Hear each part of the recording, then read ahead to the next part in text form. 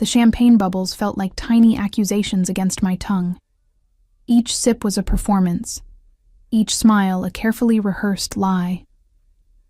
I stood in the grand ballroom of the Windsor estate, surrounded by Chicago's elite, wearing a dress that cost more than most people earned in a month and felt absolutely nothing. My engagement party, that's what tonight was supposed to be. A celebration of my impending marriage to Marcus Rothwell, third son of the Rothwell banking dynasty, a man chosen by my father for his connections, his wealth, his complete and utter inability to inspire any emotion in me whatsoever. Darling, you look pale. My mother appeared at my elbow, her perfectly manicured hand settling on my bare shoulder with the warmth of ice. Smile more. People are watching. People were always watching.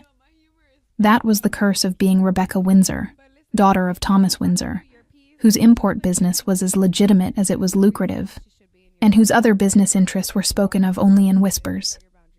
I'd grown up knowing that every action, every word, every expression was being evaluated, judged, catalogued for future use. I need air, I said quietly, already moving toward the terrace doors before she could object. Rebecca. But I was gone, slipping through the crowd with practiced ease, nodding at familiar faces without really seeing them. Marcus was somewhere in this sea of designer suits and false smiles, probably discussing quarterly projections with someone's father. He wouldn't miss me. He never did. The October air hit my face like a slap, cold and sharp and real. I gulped it down greedily, my hands gripping the marble balustrade as I stared out at the manicured gardens below. Fairy lights had been strung through the trees for tonight's celebration, turning the carefully cultivated wilderness into something almost magical. Almost. I should go back inside. Good girls didn't abandon their own engagement parties. Good girls smiled and thanked guests for their generous gifts, and pretended that marrying a man they barely knew was the fulfillment of every dream they'd never been allowed to have. But maybe I wasn't a good girl. Maybe that was the problem. My feet carried me down the stone steps before I could talk myself out of it, the silk of my burgundy gown whispering against my legs as I descended into the garden. The music from the ballroom faded to a distant hum, replaced by the soft rustle of leaves and the gentle splash of the fountain at the garden's center.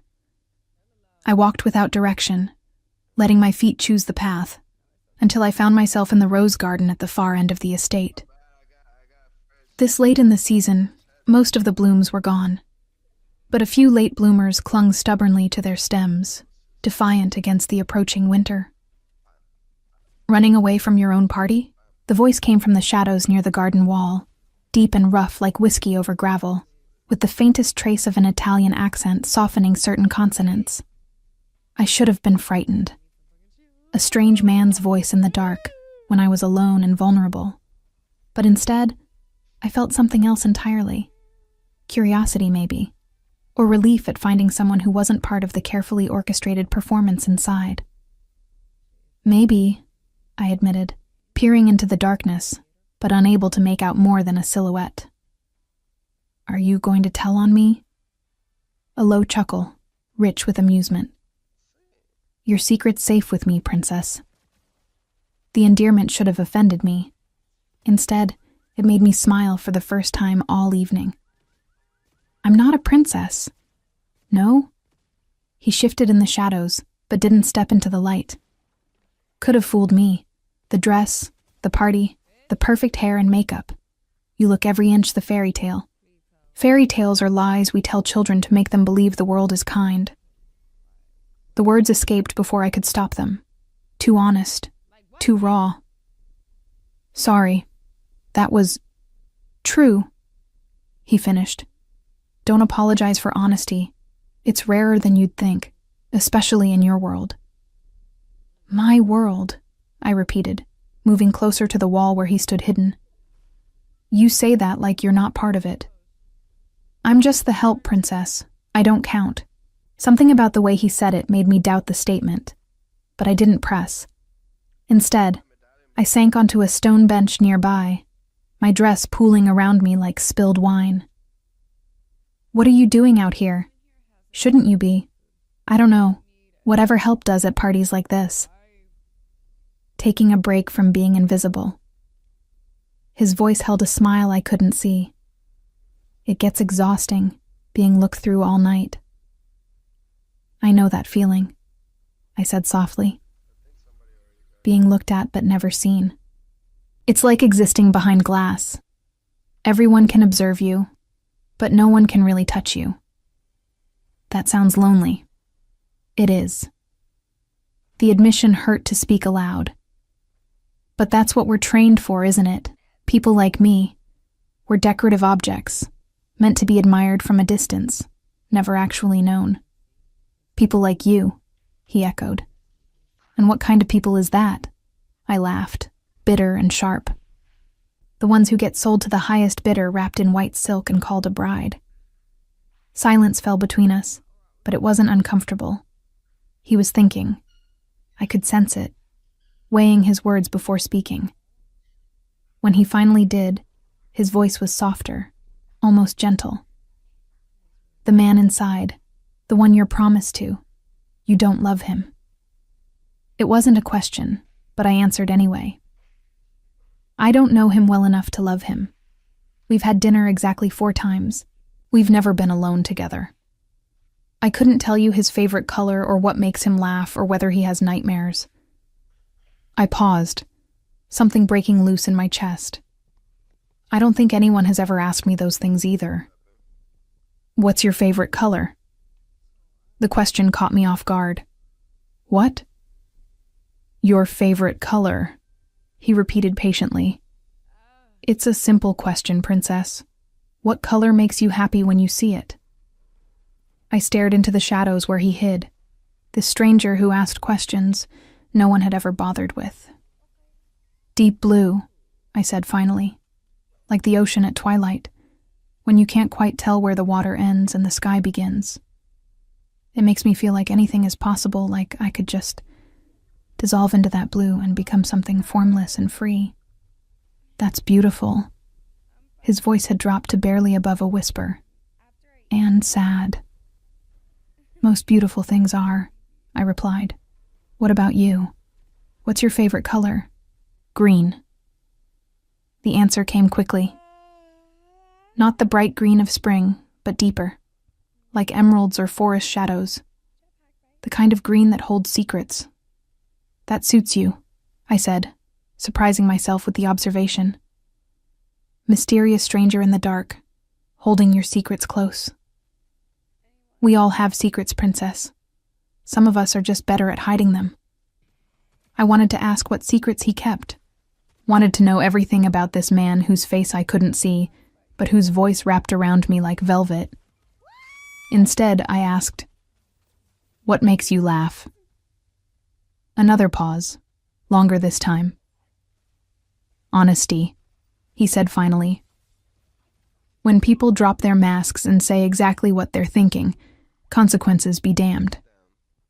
It's so rare that when it happens, I can't help but appreciate it. Even if the honesty is ugly? Especially then. Pretty lies are easy. Ugly truths take courage. I pulled my knees up to my chest, uncaring that it was unladylike, that my mother would have had a fit if she could see me. I hate my life, I said, testing the waters of ugly truth.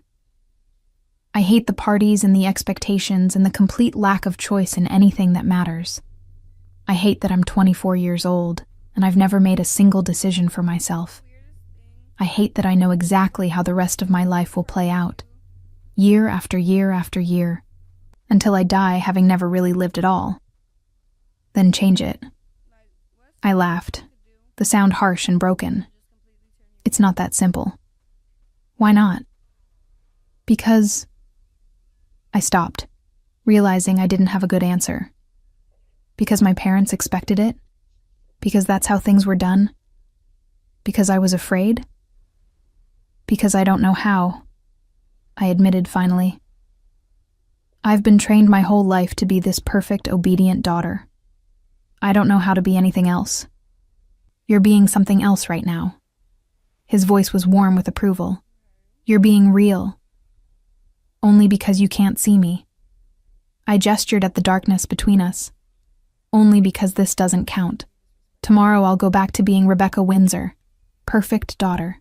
Perfect bride-to-be. Tonight is just a break from the performance. What if it didn't have to be? What do you mean? He shifted in the shadows, and I caught a glimpse of broad shoulders, of height that suggested power. What if you could choose? Not tomorrow, not in some distant future, but right now. If you could walk away from all of it, the engagement, the expectations, the life you hate, would you? My heart hammered against my ribs. That's not a real choice. Humor me. Would you? I thought about Marcus, about the cold efficiency of our courtship, about a future of separate bedrooms and polite conversations and slow suffocation. I thought about my parents, about disappointing them, about the consequences of defiance, and I thought about freedom, about making my own choices, about living instead of existing. Yes, I whispered. God help me, yes. Then remember that feeling, princess. Hold on to it, because one day, you might need it. Before I could ask what he meant, voices drifted from the house, calling my name. My mother, probably, realizing I'd been gone too long. I have to go, I said, rising reluctantly from the bench. They'll come looking for me. Rebecca. My name in his mouth sounded different, weighted with meaning I couldn't decode. Do you believe in fate? I don't know, I answered honestly. Why? Because I think we were meant to meet tonight. I think this conversation mattered. And I think we'll see each other again. You sound very certain for someone whose face I've never even seen.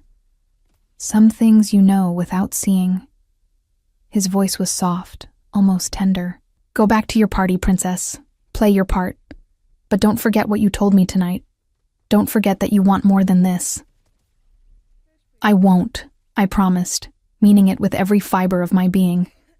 Thank you for listening, for asking, for seeing me. You're easy to see, Rebecca Windsor. The question is whether anyone else is bothering to look. I turned to go, then hesitated. Will I really see you again? Count on it.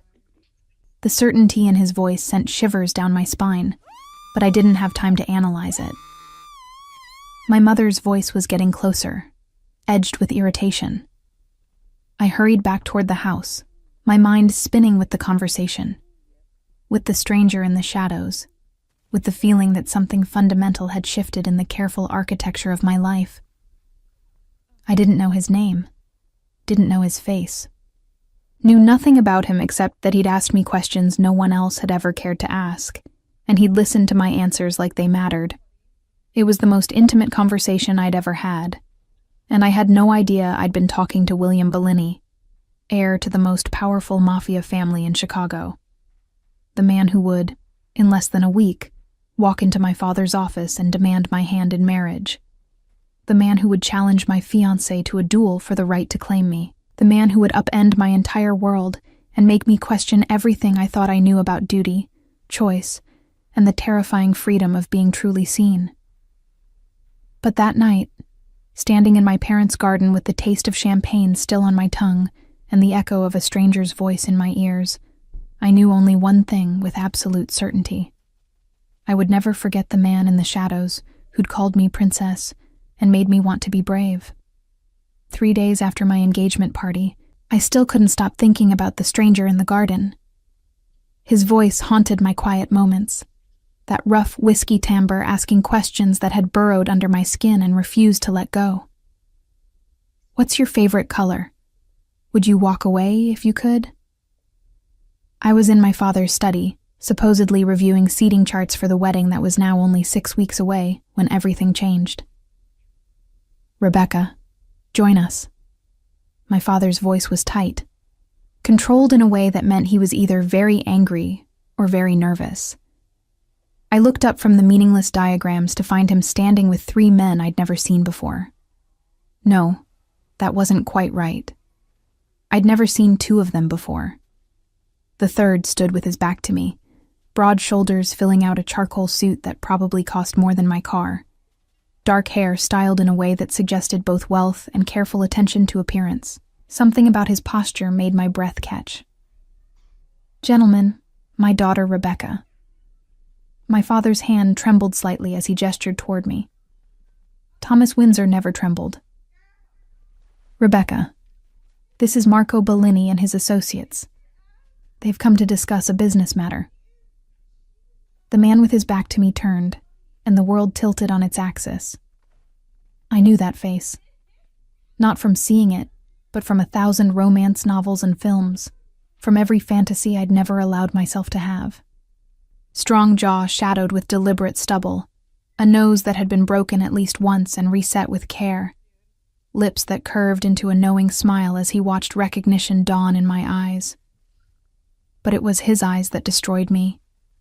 Deep green, like emeralds or forest shadows, the kind of green that holds secrets. "Miss Windsor." His voice was that same rough whiskey, and hearing it attached to this face, this body, this presence that filled my father's study like smoke, made my knees weak. "A pleasure to finally meet you properly." Finally, as if we'd met before, as if he knew. Oh God, the garden, the shadows, the stranger who'd asked about my favorite color. "Mr. Bellini." I forced my voice to stay steady, even as my heart hammered against my ribs. "What brings you to my father's home?" "Business, as your father said." He moved closer, each step deliberate, predatory. "Though I prefer to think of it as pleasure. The best business always is, don't you think?" My father cleared his throat. "Mr. Bellini has made a rather unusual proposal." "Has he?" I couldn't look away from those green eyes, couldn't stop cataloging details I'd been denied in the darkness. The way his suit jacket fit perfectly across his shoulders, the platinum watch on his wrist that probably cost 6 figures, the small scar above his left eyebrow that suggested a violent past carefully hidden beneath expensive tailoring. "He wants to marry you." The words came from the older man, Marco Bellini, who I now realized must be William's father. His voice was weaker than his son's, roughened by illness or age or both. A union between our families would be beneficial. I laughed. I couldn't help it. The sound came out sharp and slightly hysterical. "I'm already engaged, as you may have noticed at my engagement party 3 days ago, the party you apparently attended without my knowledge." I was there. William's smile widened, showing teeth that were too perfect, too white, like a wolf's. "I found the gardens particularly memorable." Heat flooded my cheeks as the implication settled over the room. He'd been there. He'd sought me out deliberately, hidden in the shadows, learned me while remaining unknown. The calculation of it should have angered me. Instead, I felt something else entirely. Something dangerous and thrilling and completely inappropriate. "My daughter is promised to Marcus Rothwell," my father said, but his voice lacked conviction. "The contracts are already drawn up. The wedding is in 6 weeks. Contracts can be renegotiated." Marco Bellini's voice was soft, but carried absolute authority. "The Rothwells are businessmen, Thomas. They understand the value of a better offer." "And what exactly are you offering?" I asked, finding my voice at last. "Besides disruption and scandal?" William stepped closer, close enough that I could smell his cologne, something expensive with notes of cedar and tobacco. "Protection," he said quietly. "Power. A partnership that would elevate your father's business interests beyond anything the Rothwells could provide. And you, Rebecca." My name in his mouth made me shiver. "You would have everything you've ever wanted." "You don't know what I want." "Don't I?" His eyes held mine, challenging. Deep blue like the ocean at twilight. Freedom that feels like dissolving into something formless and infinite. A life where you make your own choices, instead of having them made for you. My father's sharp intake of breath told me he'd caught the implication. You spoke with my daughter at the party? Briefly. William's gaze never left mine. She made quite an impression. This is inappropriate, I said, but my protest sounded weak even to my own ears. You can't just walk into someone's home and propose marriage because you had a conversation in a garden. I can do exactly that. The certainty in his voice was absolute. I'm William Bellini, Rebecca. When I want something, I take it. And I want you. The raw honesty of it stole my breath. No pretty words about love or destiny, just want, pure and uncomplicated and terrifying in its intensity. My daughter has already made her choice, my father tried, but Marco Bellini cut him off with a raised hand. Has she? The old man's eyes, the same green as his son's but faded with time, studied me carefully. Miss Windsor, if you could choose freely, without consideration for contracts or expectations or family obligation, would you choose Marcus Rothwell? That's not, I started. Answer the question, William said softly. Would you choose him? I looked at my father, at his pale face and trembling hands.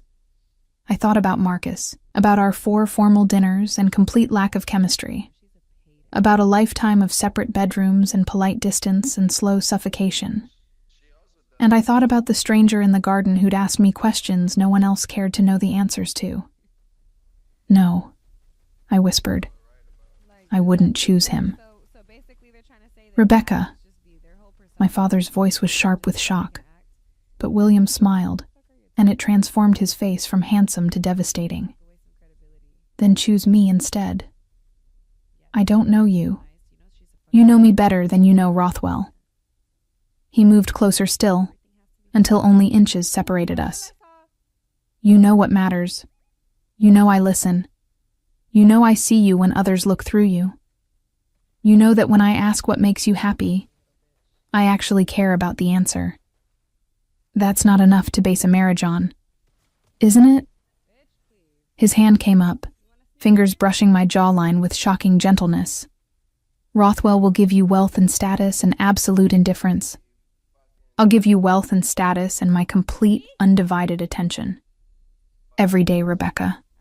For the rest of our lives. This is insane, I breathed. But I didn't pull away from his touch. Sometimes the best things are. His thumb traced across my cheekbone. Your father will agree to this arrangement because the Bellini family's protection is worth more than the Rothwell's banking connections. Marcus will agree because he's a businessman who recognizes when he's been outbid. The only question that matters is whether you'll agree. And if I don't? Something flickered in his eyes, not anger, but something deeper, more complicated. Then I'll walk away. I don't force women, Rebecca, no matter how much I want them. He paused, his voice dropping lower. But I think you want this too. I think you've been waiting your whole life for someone to ask you to be brave. So I'm asking. Be brave with me. The room held its breath. My father frozen in shock. Marco Bellini watching with calculating interest, the 2 associates standing silent witness to this impossible moment. I need time, I managed, to think. You have until tomorrow. William stepped back, the loss of his warmth like a physical ache. My father and I will return at noon. If you choose me, wear blue. If you choose Rothwell, wear anything else. Either way, you'll have made your choice freely. That's all I'm asking for. They left as suddenly as they'd arrived, leaving my father and me alone in the study's heavy silence. Do you have any idea who that man is? My father's voice shook. What he's capable of. Tell me, I said, sinking into a chair. And he did. He told me about the Bellini family's empire, built over 3 generations on a foundation of violence and loyalty and iron control. He told me about William's reputation as his father's enforcer, brilliant and ruthless, and absolutely without mercy when crossed. He told me about the bodies rumored to have disappeared at William's orders. The businesses ruined. The enemies crushed. He painted a picture of a monster in a beautiful suit. "And you do business with them," I said when he'd finished. "You, with all your lectures about respectability and propriety. You take money from the Mafia." My father had the grace to look ashamed. "Everyone does. It's how this city works." "Then what's one more compromise?"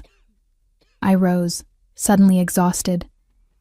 "What's one more deal made in back rooms by men who think they own the world?" "Rebecca, tomorrow at noon, you'll have your answer." I walked to the door, then paused. "Tell me one thing, Father. Honestly. Would marrying William Bellini be worse for me than marrying Marcus Rothwell?" He was silent for so long I thought he wouldn't answer. Finally, "I don't know. Rothwell is safe. Boring, but safe. Bellini is dangerous," I finished. "But at least he sees me."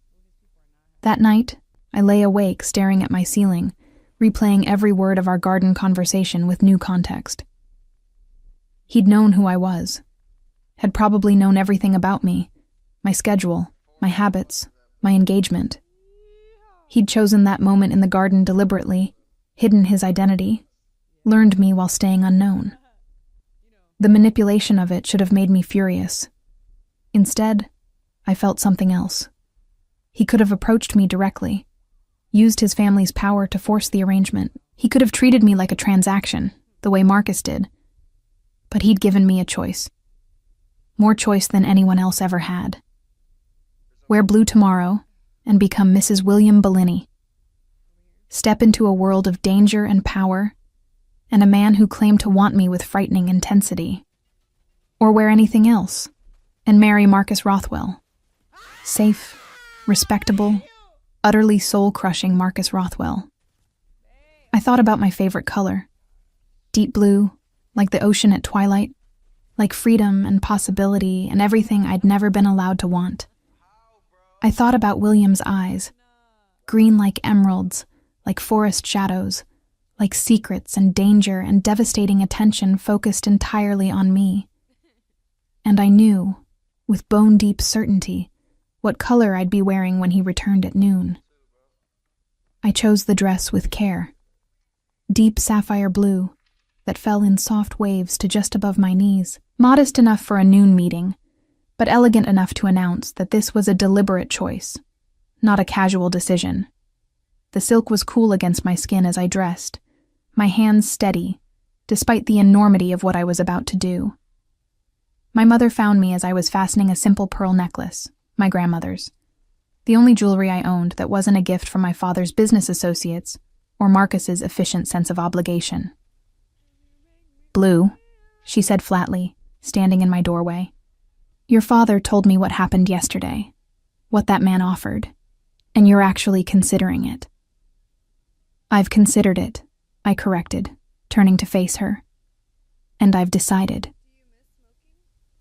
"Rebecca, do you understand what you're throwing away? The Rothwell name, the stability, the respectability, the lovelessness," I interrupted. "The certain knowledge that I'll spend the next 50 years being tolerated rather than wanted?" "Yes, Mother. I understand exactly what I'm throwing away. William Bellini is dangerous." She moved closer, her perfectly manicured hands gripping my shoulders. "He's not like us, Rebecca. His family, what they do is exactly what Father's been profiting from for years. Don't pretend we have moral high ground here." She flinched as though I'd slapped her. "That's different. Is it? Or is it just more palatable when we're the ones taking the money instead of making it?" "You don't know what you're getting into." I met her eyes steadily. "Neither did you when you married Father. Isn't that what you told me once? That marriage is always a gamble? That you learn the man after you've already committed? That's not... At least William has been honest about who he is. He's not pretending to be something he's not. And he's asked me what I want. When was the last time anyone in this family did that? Silence fell between us, weighted with 24 years of carefully curated distance. My mother and I had never been close. She'd trained me, shaped me, molded me into the perfect society daughter. But she'd never asked me what I dreamed about, never wondered if I was happy. "Wear whatever you want," she said finally, her voice brittle. "Make whatever choice you think is best. But don't come crying to me when you discover what kind of man you've really married." She left, and I was alone with my reflection and my racing heart, and the certain knowledge that my life was about to change in ways I couldn't begin to predict. At precisely noon, the doorbell rang. I made them wait. Not out of cruelty, but because I needed the extra minutes to steady my breathing, to remind myself that I was choosing this, that brave was a choice I could make. When I finally descended the stairs, William was standing in the foyer with his father and their ever-present associates. He wore another perfectly tailored suit, this one navy with a crisp white shirt that emphasized his olive complexion. But it was his expression that caught me. The moment he saw the blue dress, something fierce and triumphant flashed across his face. Relief, maybe, or satisfaction, or simple male possession. Whatever it was made my pulse quicken. "Miss Windsor." His voice was carefully controlled, but his eyes burned. "You look beautiful." "Mr. Bellini." I descended the final steps, hyper-aware of his gaze tracking my every movement. "I believe we have some things to discuss." "Indeed we do." He offered his arm, the gesture courtly and old-fashioned. "Shall we speak privately?" My father started to object, but Marco Bellini stopped him with a look. "Let them talk, Thomas. Some conversations need privacy." I took William's arm, feeling the solid strength of muscle beneath the expensive fabric, and let him lead me to my father's study. The same room where he'd proposed this insane arrangement yesterday. The same room where my entire life had tilted on its axis. He closed the door behind us, then leaned against it, watching me with an intensity that made me feel exposed, and seen, and terrifyingly alive all at once. "You wore blue," he said quietly. "I did." "Tell me why." I moved to the window, needing distance to think clearly. "Because you asked me to be brave. Because you're the first person who's ever bothered to ask what I want. Because—" I stopped, the truth catching in my throat. "Because?" he prompted, moving closer but not touching. "Because in that garden, in the dark, you made me feel like I mattered. Like my thoughts and dreams and desires were worth listening to. And I've spent my entire life being invisible except as a decorative object or a useful connection. I want—" My voice cracked. "I want to be seen." "I see you, Rebecca." He was behind me now, his breath warm against my neck. "I've seen you since the moment I watched you slip out of that ballroom looking like you were suffocating. I followed you into the garden because I couldn't look away, and everything you told me that night, every word, I've memorized." I turned to face him, suddenly needing to see his eyes. "Why me?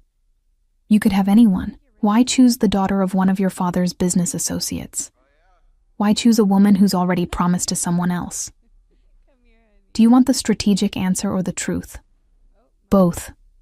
His smile was slow, dangerous, and absolutely genuine. "Strategically, your father's import business gives us access to shipping routes we need. A marriage alliance strengthens ties that are currently just financial. It sends a message to our rivals that we're expanding, consolidating power. And the truth?" He reached out, his fingers tracing along my jawline with that same gentle possessiveness I remembered from yesterday. "The truth is that I watched you at that party for an hour before you escaped to the garden. You smiled at every guest, said all the right things, played your part perfectly. But your eyes were dead, Rebecca. Absolutely lifeless. Like you'd checked out of your own life, and were just going through the motions." That's a depressing observation. It got worse when I saw you with Rothwell. The way he touched your elbow like you were a business acquisition. The way you flinched, just slightly, when he leaned in to speak to you. The complete absence of any spark between you. And that made you want me? No. His thumb traced my lower lip, sending shivers down my spine.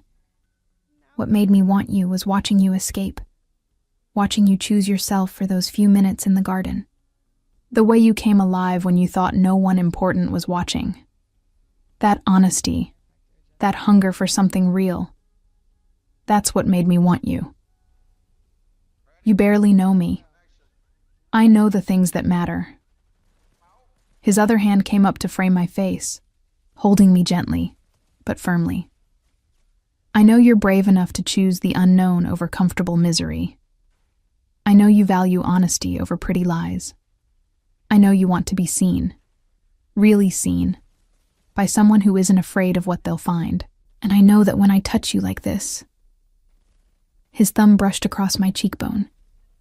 Your breath catches, and your pupils dilate, and you lean into it even though you're trying not to. He was right. I was leaning into his touch, my body betraying every logical reason I should step away. What happens now? I asked, my voice barely above a whisper. Now I talk to Rothwell. His voice hardened. I make it clear that the engagement is over, that you're mine, and that if he has any objections, we can settle them however he prefers. You mean you'll threaten him? I mean I'll give him the truth and let him decide how to proceed. If he's smart, he'll take the generous settlement my father's offering and walk away. If he's not, William's smile was cold. Then we'll have a different kind of conversation. And me? Do I get a say in any of this? You had your say when you wore blue. His hands dropped from my face, and I immediately missed their warmth. But if you're having second thoughts, if you want to choose Rothwell after all, say it now. Once I walk out of this room, once I set this in motion, there's no going back. I should have been terrified by the finality in his voice.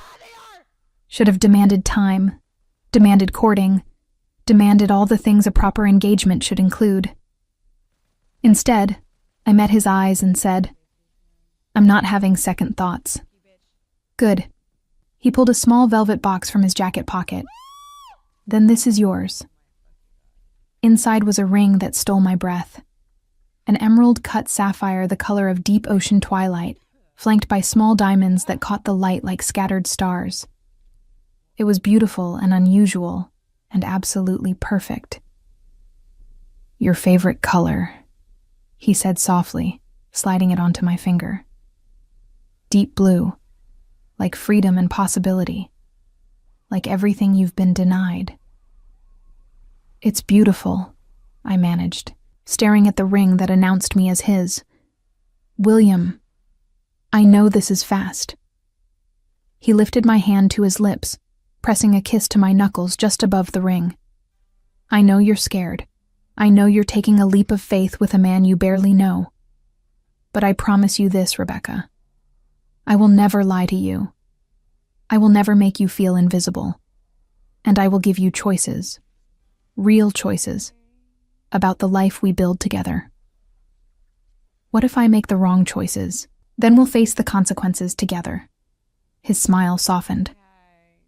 That's what partnership means. You're not alone anymore, Tesoro. Not ever again. The Italian endearment made my heart skip. What does that mean? Tesoro? Treasure. His thumb stroked across my knuckles. Something precious that's worth protecting. Before I could respond, the door opened and my father entered, his face carefully neutral. Rothwell is here. He received your message and wants to speak with Rebecca. Absolutely not, William said immediately. She's made her choice. There's nothing to discuss. I should talk to him, I said quietly. I owe him that much. You owe him nothing. William's voice was hard. He never bothered to know you, never cared what you wanted. You don't owe him explanations or apologies or your time. Maybe not, I agreed. But I want to do this right. I want to end it cleanly, face to face, so there are no misunderstandings. William studied me for a long moment, then nodded once, sharply. Fine, but I'm staying in the room. Non-negotiable. We found Marcus in the sitting room, standing by the window with his hands in his pockets, the picture of controlled irritation. He turned when we entered, his eyes going immediately to the ring on my finger. So it's true, he said flatly. You're throwing me over for a mobster. Marcus, don't. He held up a hand. Don't apologize or explain or try to make this easier. We both know what this is. Your father made a better deal, and you're the commodity being traded. At least be honest about it. The words should have hurt, but they didn't. Because he was wrong, and that wrongness made everything clear. You're right, I said calmly. I am being honest. I'm honestly choosing William over you. Not because of deals or business arrangements, but because in one conversation with him, I felt more seen and valued than I have in months of knowing you. Marcus's jaw tightened. We could have had a good marriage, Rebecca. Comfortable, stable. We could have had a tolerable arrangement, I corrected. But I don't want tolerable anymore, Marcus.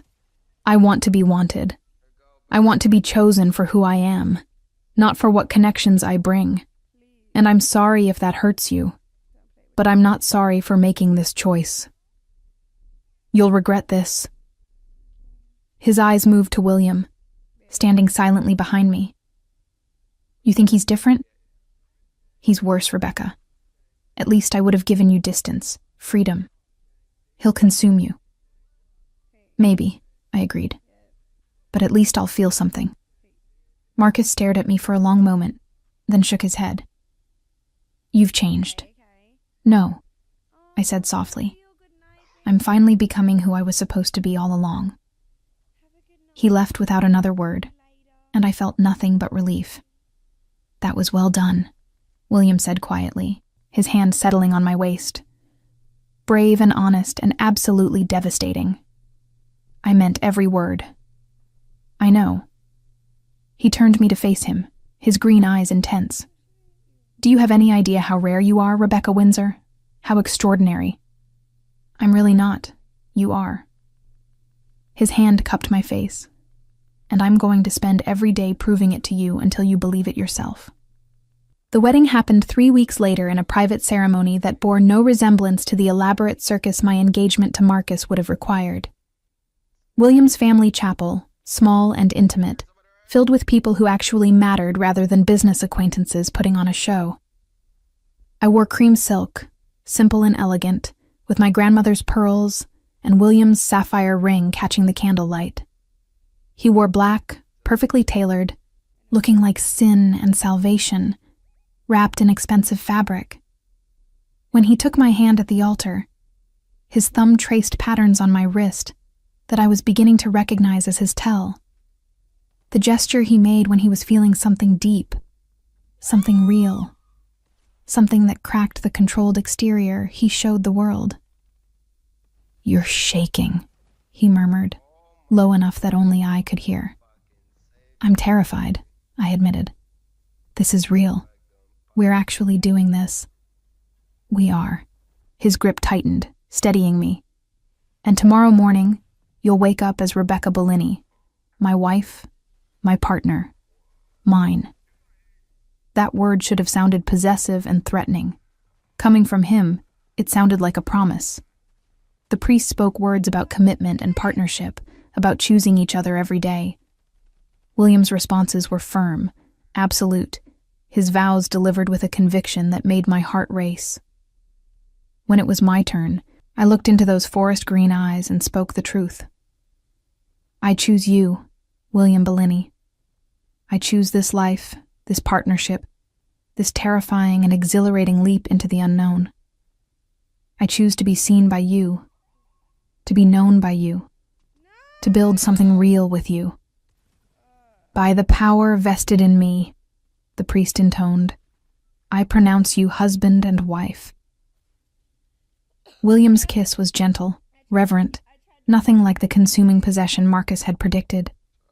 His hands framed my face with devastating tenderness, his lips moving against mine with careful control. Mine, he breathed against my mouth. Finally, completely mine. Yours, I agreed, and felt the last piece of my old life fall away. The reception was small, held at the Bellini estate that would now be my home. The house was beautiful in a way that spoke of old money and careful taste. Marble floors, original artwork, furniture that had been in the family for generations. But it was warm too, lived in, with photographs of William's grandfather and father, with books scattered on tables, with evidence of actual life being lived, rather than just displayed. "Welcome home, Mrs. Bellini," William said as we entered, his hand at the small of my back. "I had your things moved here this morning. Your room is ready." "My room?" I turned to look at him. "As in, separate from yours?" Something flickered in his eyes. "I assumed you'd want your own space. Privacy. We're married. But that doesn't mean I expect—" He stopped, jaw tightening. "You'll never owe me anything, Rebecca. Especially not that." The thoughtfulness of it, the care he was taking with my comfort even now, made my chest tight. "Show me the house?" I asked, instead of examining the feelings threatening to overwhelm me. He did, room by room, explaining the history of various pieces, pointing out his favorite spaces. The library where he worked late at night, the kitchen where his grandmother had taught him to make proper pasta sauce, the music room where his mother had played piano before she died. "She would have liked you," he said softly, running his fingers over the keys. "She always said I needed someone who wasn't afraid of me, someone who saw past the family name to the person underneath." "I'm afraid of you sometimes," I admitted, "when you go cold and controlled, when I remember what you're capable of." "Good." He turned to face me. "Fear keeps you alert, keeps you from getting careless. I don't want you blind to who I am, Tesoro. I want you to see all of it and choose me anyway. I already did, at the altar, in front of witnesses." "So you did." His smile was slow, dangerous.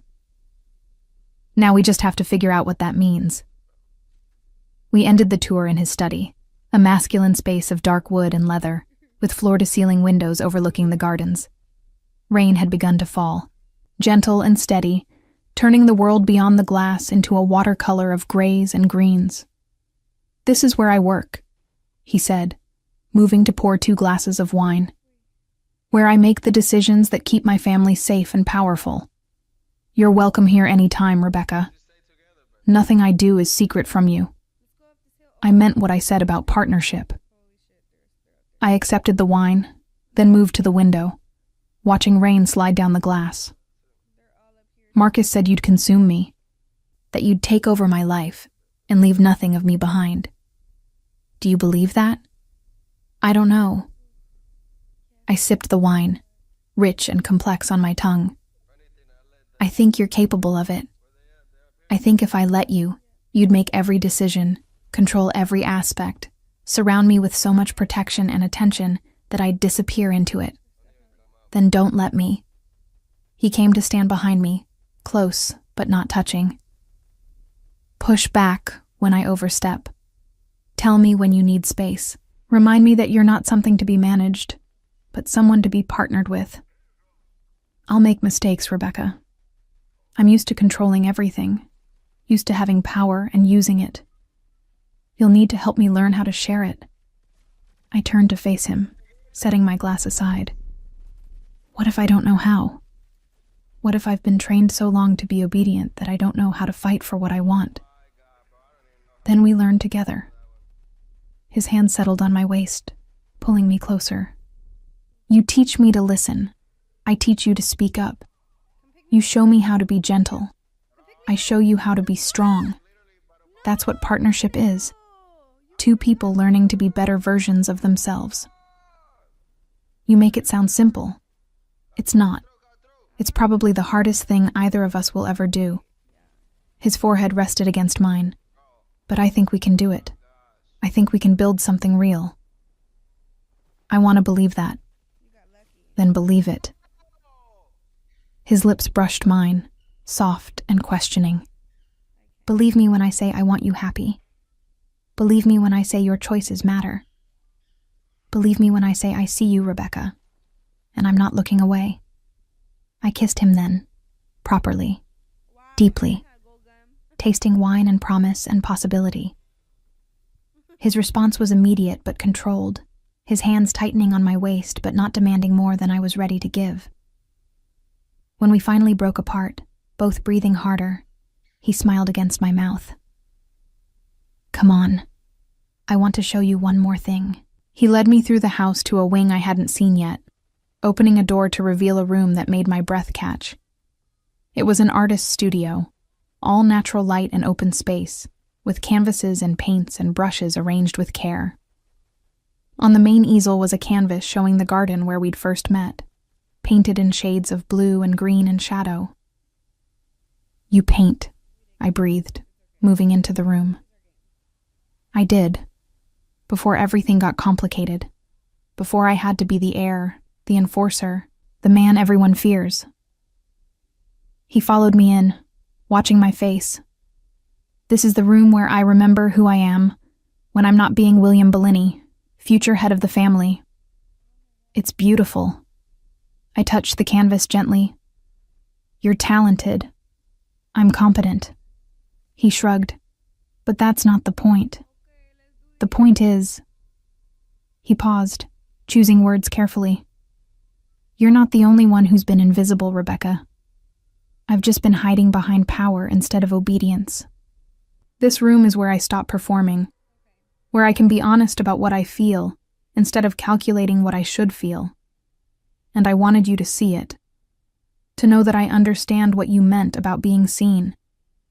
I turned to look at him fully, this complicated man who'd disrupted my entire life. Thank you for sharing this with me. There's more. He opened a closet to reveal art supplies, blank canvases, everything someone would need to paint. This is your space now too, if you want it. If you need somewhere to remember who you are beyond being my wife, beyond being Rebecca Bellini, this is it. Your room, your sanctuary, your choice. The thoughtfulness of it, the understanding, made tears prick my eyes. I don't even know if I can paint.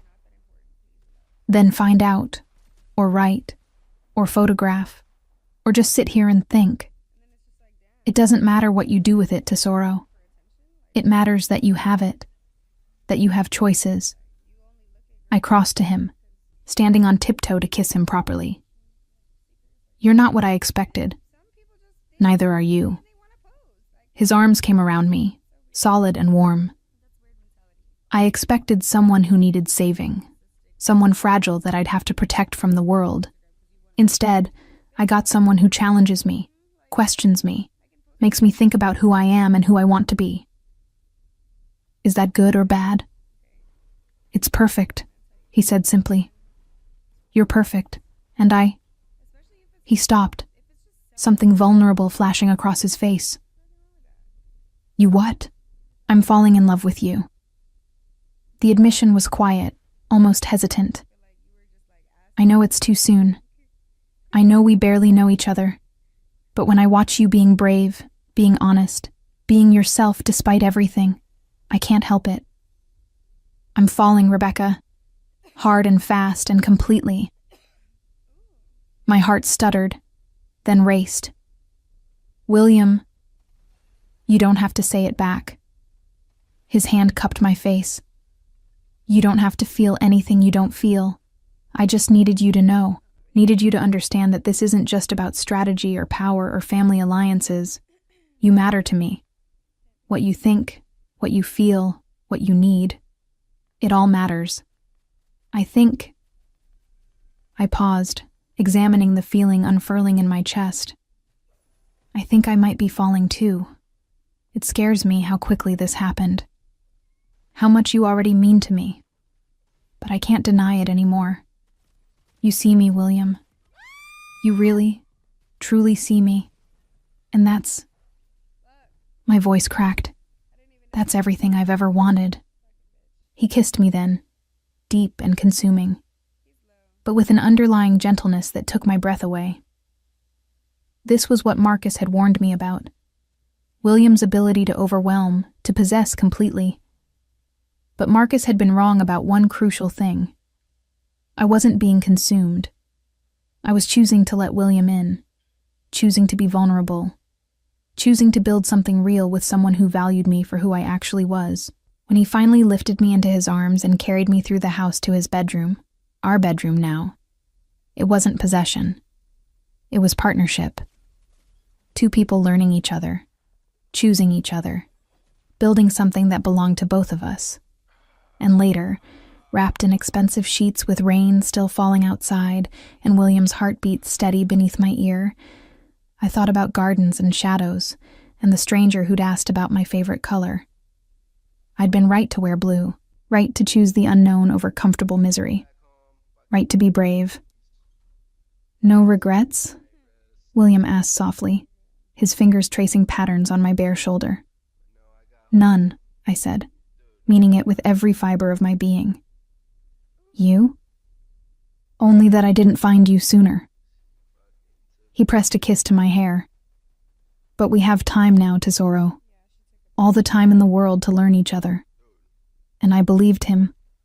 The first real test of our marriage came 2 weeks later, at a family dinner I hadn't known was happening until that morning.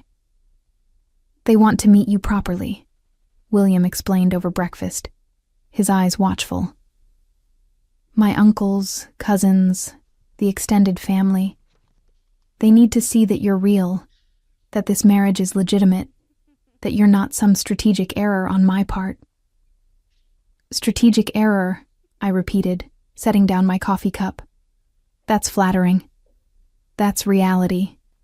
His hand covered mine on the table. In my world, marriages are business arrangements. Love is considered a liability. The fact that I chose you for personal reasons rather than purely strategic ones has raised questions. What kind of questions? Whether you've made me weak, whether my judgment can be trusted, whether I'm still capable of making the hard decisions that leadership requires. His voice was matter of fact, but I caught the tension in his shoulders. This dinner is them evaluating whether you're an asset or a liability to the family. The weight of it settled over me like a shroud. I wasn't just William's wife. I was a potential weakness in the armor of one of Chicago's most powerful families. One wrong word, one social misstep, and I could undermine everything he'd worked for.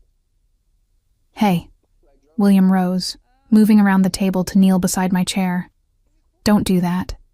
Don't retreat into your head and start cataloging all the ways you might fail. You'll be fine, Tesoro. Just be yourself. Myself got me examined like a prized horse at my own engagement party, I reminded him. Myself isn't exactly impressive to people like your family. Yourself impressed me. His hand cupped my face. Yourself is brave and honest and refuses to be invisible. That's exactly what they need to see. Not some perfect society wife, but the woman I chose because she makes me better. What if I mess this up? What if they hate me? Then they hate you. He shrugged. I don't actually care what they think, Rebecca. I care what you think. I care that you feel safe and supported. But if it matters to you that they accept you, then I'll do everything I can to make that happen. I leaned into his touch, drawing strength from his certainty. It matters. Not because I need their approval, but because I don't want to make your life harder. I don't want to be the reason they question your leadership. You won't be. He pressed a kiss to my forehead. Trust me. The dinner was held at Marco Bellini's home, a mansion even larger than the estate William and I shared. By the time we arrived, the drive already lined with expensive cars, my hands were shaking despite William's steady presence beside me. "Breathe," he murmured, his thumb tracing reassuring patterns on my wrist. "Remember, you're not here to impress them. You're here because you're my wife, and that makes you family whether they like it or not." That's not particularly comforting. It should be. It means you've already won, Tesoro. Everything else is just theater. The dining room was filled with Bellinis when we entered. Uncles and aunts, cousins and their spouses, all dressed for dinner, as though this were some formal state occasion rather than a family meal. Conversation stopped abruptly as we were announced, every pair of eyes turning to assess me. I lifted my chin and met their gazes steadily, remembering every lesson my mother had drilled into me about posture and presence. I might be terrified, but I wouldn't show it. William. Marco Bellini rose from the head of the table, looking frailer than he had at our wedding. "And the new Mrs. Bellini. Welcome." "Thank you for having us," I said, pleased when my voice came out steady. We were seated near Marco, positions of honor that weren't lost on anyone present. Throughout dinner, I felt constant evaluation, the way I used my silverware, how much I drank, what I said and didn't say. It was like being back at my parents' parties, except the stakes were infinitely higher. "So, Rebecca," one of William's uncles said midway through the meal, "your father's in imports, is that right?" "Yes. Textiles primarily, some luxury goods." "Legitimate business?" The question was pointed. "As legitimate as anything in Chicago," I replied carefully. "He's been in business for 30 years without any legal troubles." A few approving nods around the table. I'd passed the first test. "And you understand what you've married into?" another uncle asked. "The nature of our family's interests?" "I understand that William is a complex man with complicated responsibilities," I said, choosing my words with care. "I understand that family loyalty is paramount, and I understand that my role is to support my husband, not to interfere in matters that don't concern me." "Diplomatic," someone murmured. William's hand found mine under the table, squeezing gently. "But you must have opinions," Marco said, his green eyes, so like William's, studying me intently. "About what we do, about the choices we make." "I have opinions about many things," I agreed. "But I also have enough sense to know that my place is beside my husband, not in his business decisions. William chose me as his wife and partner, not as his conscience or his critic." "And if his business decisions put you at risk? If being married to him makes you a target?" I looked at William, at the tension in his jaw, the way his eyes had gone hard and protective. Then I looked back at Marco. "Then I trust him to keep me safe," I said simply. "That's what marriage means, doesn't it? Trust, partnership, choosing to face risks together rather than alone." Something shifted in Marco's expression. Not quite approval, but something close. "William chose well," he said finally. "Welcome to the family, Rebecca." The tension in the room eased fractionally, conversation resuming with less edge. But I knew I hadn't won everyone over. I caught calculating looks from some of the cousins, skeptical expressions from a few of the wives. I would need to prove myself, repeatedly, before they fully accepted me.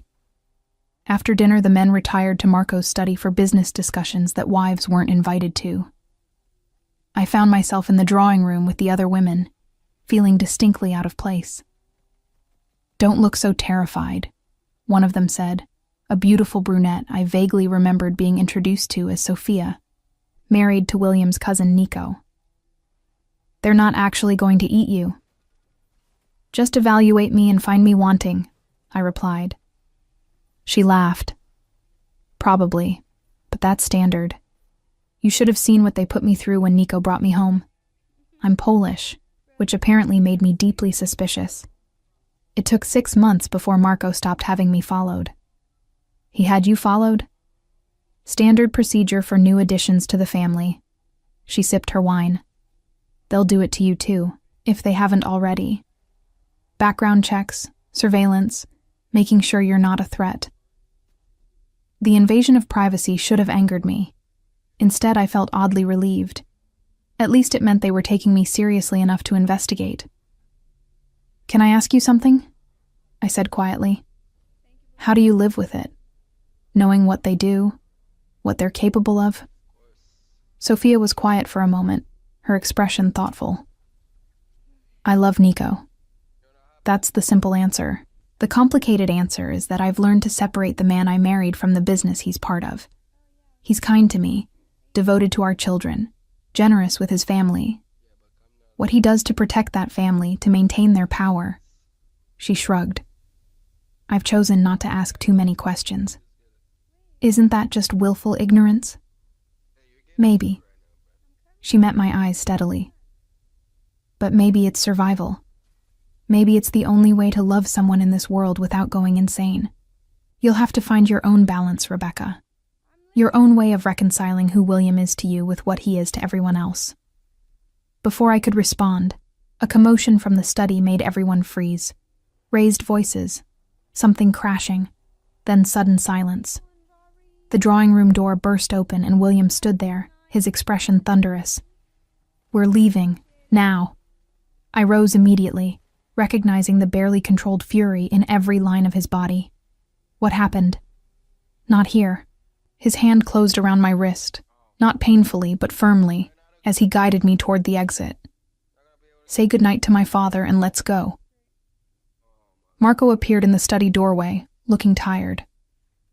William, don't be rash. Think about what's being offered. I have thought about it. William's voice was cold. And my answer is no. Absolutely not. What's going on? I asked, looking between them. Your husband is letting personal feelings cloud his judgment, Marco said.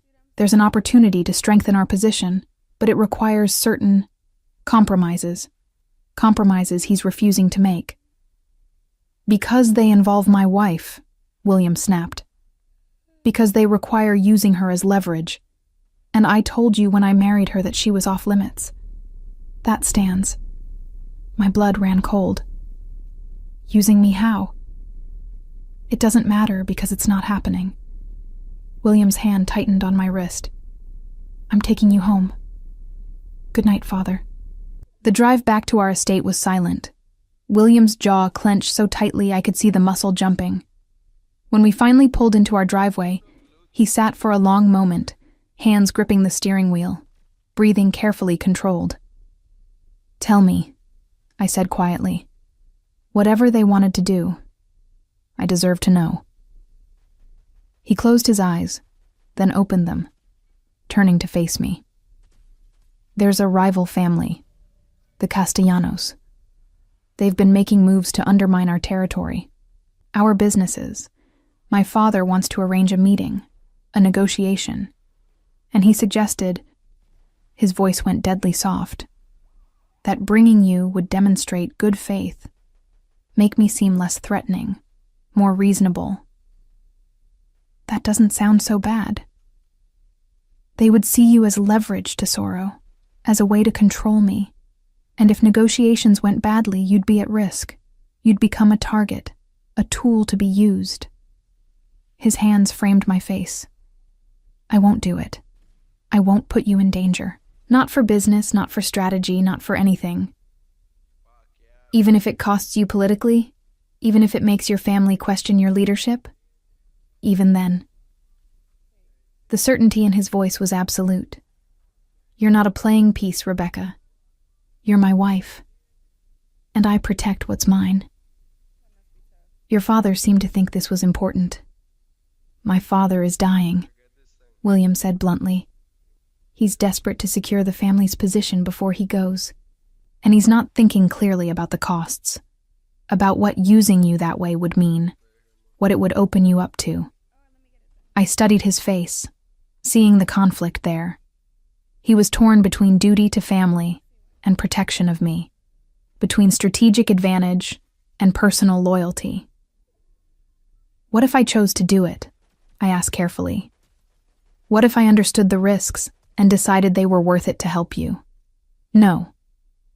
The word was flat, final. I appreciate the offer, Tesoro, but no. This is where I draw the line. This is where your safety matters more than family politics. Even though it might cost you? Especially then. He leaned forward, his forehead resting against mine. Do you know what you've become to me in these few weeks? You're not just my wife. You're the first person I've ever trusted completely. The first one I've been honest with. The first one who makes me want to be better than what this family made me. I won't sacrifice that. I won't sacrifice you. Tears pricked my eyes at the raw emotion in his voice. William, I know what they're saying. That you've made me weak, that I'm compromised, that I can't be trusted to lead. Maybe they're right. Maybe caring about you, putting you first, makes me a liability. His hands tightened on my face. But I don't care. I'd rather be weak with you than powerful without you. I kissed him then, pouring everything I felt into it. Gratitude and fear, and something deeper, something that felt dangerously close to love. When we finally broke apart, both breathing hard, he rested his forehead against mine again. No more family dinners for a while, he murmured. Let them stew. Let them see that I meant what I said about protecting you. Won't that make things worse? Probably. His smile was grim. But sometimes you have to make things worse before they can get better. Sometimes you have to show people exactly where your boundaries are, even if it costs you. We went inside, and William disappeared into his study to make calls, to do damage control, to handle the fallout from his refusal. I retreated to the art studio, needing space to process everything. I'd known marrying William would be complicated, but I hadn't fully understood the costs. The way his love for me would put him at odds with his family. The way protecting me would undermine his position. I was sitting in front of a blank canvas when he found me an hour later, his tie loosened and exhaustion evident in every line of his body. Hey, he said softly, coming to sit beside me. You okay? I should be asking you that. You just defied your dying father for me. I did. He pulled me close, tucking me against his side. And I'd do it again. Every time, Tesoro. You come first. Always. What if they force you to choose? Between me and the family? Then I choose you. His voice was absolute. I know that's not what you want to hear. I know you don't want to be the reason I walk away from everything. But that's the truth, Rebecca. If it comes down to you or them, I choose you. Every single time. I turned in his arms, looking up at this complicated, dangerous, devoted man who disrupted my entire life. I love you, I said, the words escaping before I could think better of them. I know it's too soon. I know we're still learning each other, but I love you, William, and that terrifies me. His smile was slow, devastating. Good, he murmured, kissing me softly. Be terrified with me. Love me anyway. Choose me anyway. That's all I'm asking. Always, I promised. I choose you. Always. The challenge came 3 days later, delivered by messenger to our home while William was out handling business. A formal letter on heavy cardstock, written in elegant script that somehow made the words more threatening. Marcus Rothwell requests the honor of William Bellini's presence at a formal duel, to be held at the Riverside Club on October 28th at dawn. Terms: first blood or yield. Seconds to be named. Reply required within 24 hours. My hands shook as I read it, then read it again, trying to make the words mean something different than what they clearly stated. Marcus wanted to fight William. Over me. like I was some prize to be won through violence. I was still staring at the letter when William returned home, his expression shifting from relaxed to deadly serious the moment he saw my face. What happened? Wordlessly, I handed him the letter. His jaw tightened as he read, something dark and dangerous settling over him like a cloak. That idiot. He can't be serious. Dueling is illegal. It's archaic. It's within his rights, William finished grimly. In our world, when a man feels he's been wronged, when honor demands satisfaction, this is how it's settled. Quietly, privately, with seconds as witnesses. This is insane. I grabbed the letter back, as if destroying it would make the challenge disappear. You can't actually fight him. What if he hurts you? What if you hurt him? What if... Breathe, Tesoro. William pulled me against his chest, his heartbeat steady beneath my ear. I'm not going to let anything happen to either of us. This is theater, political posturing. Rothwell needs to save face after being humiliated. This gives him that opportunity. By potentially killing you? It won't come to that. His hand stroked through my hair. First blood means exactly that. First wound ends the fight. Usually a scratch on the arm or shoulder. Very civilized, very controlled. And it allows Rothwell to say he defended his honor while minimizing actual damage. You sound like you've done this before. His silence was answer enough. How many times? I pulled back to look at him. How many men have challenged you to duels? 3. His expression was carefully neutral. All over business disputes. All ended with minor wounds and matters considered settled. This is no different. This is completely different. My voice rose despite my efforts to stay calm. This is about me, William. About the fact that you took me from him. I didn't take you from anyone. His voice hardened. You chose me. You wore blue. You walked away from Rothwell of your own free will.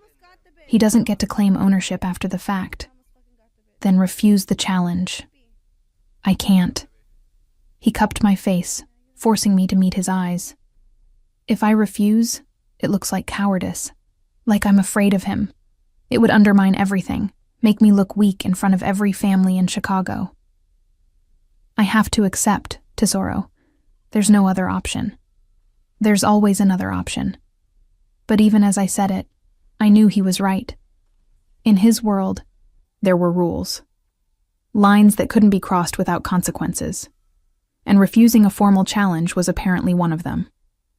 I need to name a second, William said, already pulling out his phone. And we need to set terms. Make sure Rothwell understands that this is purely ceremonial, that actual injury isn't the goal. What if he doesn't care about that? What if he actually wants to hurt you? William's smile was cold. Then he'll learn a painful lesson about the difference between wanting to hurt someone and being capable of it. The confidence in his voice should have reassured me. Instead, it made me more nervous. Because I'd seen flashes of what William was capable of. The controlled violence beneath the civilized surface. The man who'd built his reputation on being his father's enforcer. If Marcus pushed him, if the duel became more than theater, I was terrified of what might happen. The next 24 hours passed in a blur of preparations that felt surreal. William named Nico, his cousin, as his second. Terms were agreed upon. A pays rather than pistols, first blood, physician present. Everything designed to minimize actual harm while satisfying honor. But none of it made me feel better. The night before the duel, I couldn't sleep. I kept seeing William injured, bleeding, Marcus standing over him in triumph. Or worse, William standing over Marcus, having done something that couldn't be undone. Come here. William's voice was soft in the darkness, his arm reaching out to pull me against him. I can feel you thinking from across the bed. I can't stop imagining all the ways this could go wrong. It won't. You can't know that. I can. His hand found mine, bringing it to rest over his heart. Feel that? Steady, strong. That's not the heartbeat of a man who's worried about tomorrow. I've trained for this, Tesoro. I know how to fight, how to win, how to end things quickly and cleanly. That's not reassuring. He huffed a quiet laugh. What would be reassuring? You refusing to go, us running away together. Anything other than you deliberately walking into danger because of some archaic code of honor. Honor isn't archaic in my world. His voice was gentle but firm. It's the foundation everything else is built on. If I refuse this challenge, if I show weakness, it doesn't just affect me. It affects my family, my business, everyone who depends on me. I can't do that. Even for me, especially for you. He rolled to face me, his eyes visible in the darkness. If I backed down now, it would paint a target on your back. Every rival, every enemy would see you as the weakness they can exploit. By facing Rothwell, by winning, I make it clear that challenging me over you is a losing proposition. It protects you, Rebecca. That's what this is really about. I hadn't thought of it that way. Hadn't considered that refusing might put me at greater risk than accepting. I hate this, I whispered. I hate that loving you means watching you walk into danger. And I hate that being with me puts you in this position. His thumb traced my cheekbone. But we knew it wouldn't be easy. We knew there would be complications. This is one of them. Promise me you'll be careful. Promise me you'll come back to me. I promise. He kissed me softly. I have too much to live for to be careless. I have you. I clung to that promise as morning came too quickly, as William dressed in simple dark clothing suitable for fighting, as we drove to the Riverside Club in tense silence. The club was a private establishment, members only, where Chicago's elite conducted business that couldn't be done in public. We were led to a private courtyard where Marcus waited with his own second, both men dressed similarly to William. Marcus looked older than I remembered, his face drawn and tight, with an emotion I couldn't quite identify. When his eyes met mine, something flickered there. Not love or even desire, but wounded pride. Mrs. Bellini, he said formally, I apologize that you have to witness this. Then don't do it, I replied, keeping my voice steady. Walk away. There's no shame in choosing peace over violence. There's every shame in letting another man take what's mine without consequence. I was never yours, Marcus. I was a business arrangement you agreed to. Nothing more. His jaw tightened, but he didn't respond. The seconds were discussing final terms, the physician checking both men to ensure they were fit to fight. Everything felt choreographed, ritualistic, surreal. Last chance to yield, William said as they took their positions, épées in hand. Walk away now, and we'll consider honor satisfied. Never. Marcus's voice was hard. You took her from me. That requires an answer. I took nothing. She chose. Because you manipulated her, charmed her, made her think you were something you're not. She'll see eventually. When she realizes what kind of monster you really are, she'll regret ever choosing you. If that happens, William said quietly, it will be her choice to leave, just like it was her choice to stay. But you... His voice dropped to something dangerous. You will never touch her again. Not now. Not ever. Are we clear? We'll see. Marcus raised his épée. On guard. What followed was nothing like the romantic duels in films. It was fast, brutal, efficient. Both men clearly trained, but William moved with a fluidity that spoke of countless hours of practice, of muscle memory so deep it was instinctive. Marcus was competent, but angry, his attacks aggressive but uncontrolled. William parried easily, deflecting, redirecting, never fully committing to an attack of his own. It was clear within the first minute that he was better, faster, more controlled, and he was holding back. "Fight me properly," Marcus shouted, frustration evident. "Stop toying with me." "I'm trying not to hurt you," William replied calmly, deflecting another wild swing. "Yield, Rothwell. There's no shame in acknowledging when you're outmatched." "Never!" Marcus lunged, overextending, leaving himself open. William could have ended it there, could have struck for first blood and claimed victory. Instead, he stepped aside, letting Marcus stumble past. "Yield," he said again. "Don't make me do something we'll both regret." But Marcus was past reason. He spun, attacking with renewed fury, his épée flashing in the early morning light.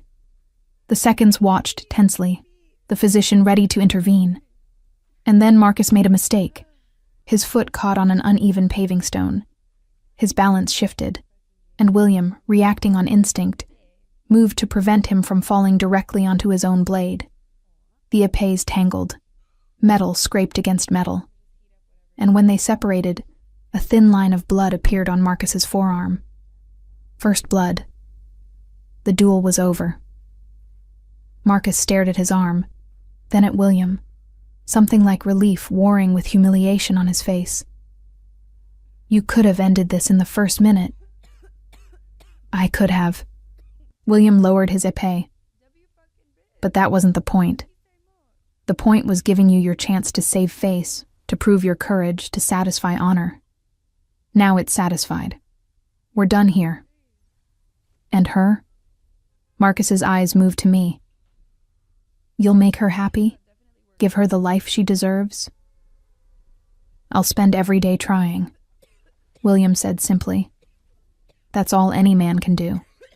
Marcus nodded once, then allowed the physician to tend his wound. The seconds conferred, declaring the duel properly concluded, honor satisfied on both sides. It was over. William crossed to me, épée still in hand, and I threw myself into his arms despite the audience, despite the impropriety, despite everything. "You're okay," I breathed against his neck. "You're safe." "I told you I would be." His arms tightened around me. "I keep my promises, Tesoro." "You held back. You could have ended it so much faster." He needed to feel like he'd fought, like he'd given his best effort. Taking that from him would have been cruelty for its own sake. He pulled back to look at me. "I'm not interested in humiliating defeated enemies. I'm interested in ending threats and moving forward." "Is it really over? Will he leave us alone now?" "He will. This was his last card to play. Now that it's been played, now that honor has been satisfied, he has no more claim. You're mine, Rebecca. Completely, legally, and now publicly proven. No one can dispute it anymore." As we drove home, the sun fully risen and the nightmare finally over, I realized what William had really done. He hadn't just won a duel. He'd given Marcus a way to step back with dignity, had minimized harm while maximizing the statement being made. I was William Bellini's wife, and heaven help anyone who tried to come between us. "I love you," I said quietly, watching his profile as he drove. "More every day." "I love you too, Tesoro." His hand found mine, our fingers intertwining. "Thank you for trusting me, for believing I'd come back to you." "Always," I promised. "I'll always believe in you." 3 months later, I stood in our art studio, painting the garden where we'd first met. But this time, I included both of us in the image. Him in shadow, me in light, the space between us crackling with possibility. William found me there, wrapping his arms around me from behind, his chin resting on my shoulder as he studied the painting. "It's beautiful," he murmured. "You've captured it perfectly."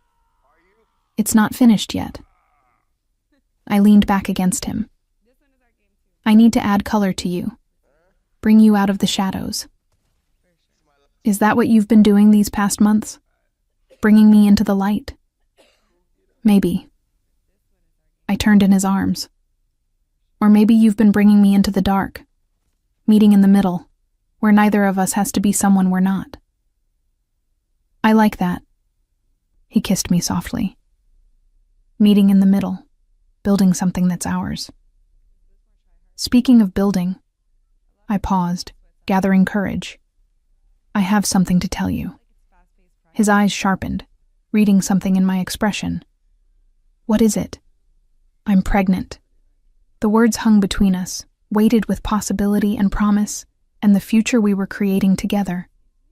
William's face went through a dozen emotions: shock, joy, fear, determination, before settling on something that looked like wonder. A baby, he breathed. We're having a baby. Yes. My hand moved to my still flat stomach. Are you happy? I know we haven't discussed children, and it's so soon, and... He kissed me, deep and thorough and full of promise. I'm terrified, he admitted when we broke apart. I'm thrilled. I'm grateful. I'm everything to Sorrow. A baby. Our baby. Our baby, I agreed, and felt the last piece of my old life fall away. I wasn't Rebecca Windsor anymore. Wasn't the obedient daughter, or the convenient fiancée, or the woman who lived behind glass. I was Rebecca Bellini, wife to a complicated, dangerous, devoted man, future mother to his child, partner in building something real in a world that valued power over honesty. And I'd never been happier. Come on, William said, pulling me toward the door. We need to celebrate. We need to plan. We need to just be, I interrupted, pulling him to a stop. Just for today, can we just be? Just us. Just this moment. Just this happiness before everything gets complicated again. He studied me for a long moment, then smiled. A real smile. The one I'd learned meant he was letting down his guard. Yes, he agreed. Just us. Just this. Just now. And in the studio filled with unfinished paintings and morning light, we built another perfect moment to add to the collection we were creating. A life made of choices and bravery, and the terrifying freedom of being truly seen. I'd run into a garden to escape one man and found another in the shadows. And somehow, impossibly, I'd found exactly what I'd been searching for all along.